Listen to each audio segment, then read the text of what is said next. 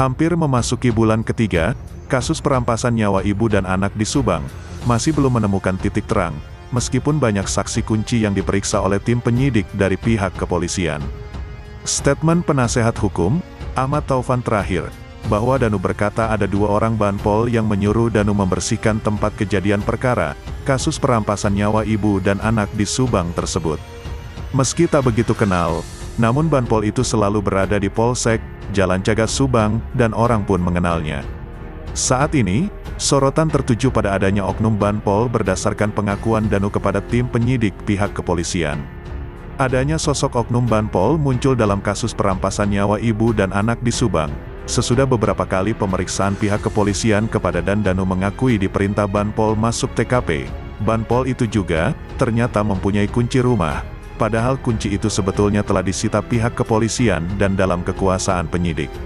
Apa yang dilakukan Danu dan banpol menerobos garis polisi dan masuk TKP, dinilai melanggar KUHP pasal 221, sebab dinilai dapat merusak atau menghilangkan barang bukti.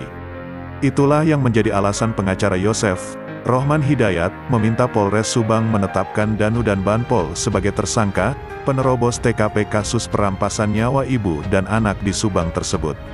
Itu juga selaras dengan pernyataan forensik dari Mabes Polri, bahwa kalau tempat kejadian perkara telah dimasuki orang sama saja dengan mengacak-acak yang dapat mengganggu penyelidikan. Tetapi, pada hari kemarin, sosok banpol itu dibongkar oleh Yoris Subang. Dalam melakukan wawancara dengan wartawan seperti dikutip dari kanal YouTube Tiffany News, Senin tanggal 8 November Yoris mengungkap nama dan posisi banpol itu. Dijelaskan, waktu wawancara dengan Tiffany Yoris dengan terang-terangan mengetahui banpol itu. Namanya ialah Uci, dan biasa kerja di Polsek Jalan Cagas, Subang. Yoris mengakui, dirinya sering melihat Uci di Polsek Jalan Cagas, dan awalnya mengira Uci ialah seorang pak kepolisian, sebab seragamnya hampir mirip seragam polisi. Yoris baru mengetahui bahwa Uci ialah seorang banpol, sesudah ramainya pemberitaan terkait banpol dan Danu yang masuk ke TKP Ciseti. YouTuber Freddy Sudaryanto dalam kanal YouTube Freddy Sudaryanto yang tayang Selasa, tanggal 9 November tahun 2021 berkata, bahwa dengan telah diketahui nama dan posisi banpol itu, dirinya yakin kepolisian telah memeriksa Uci.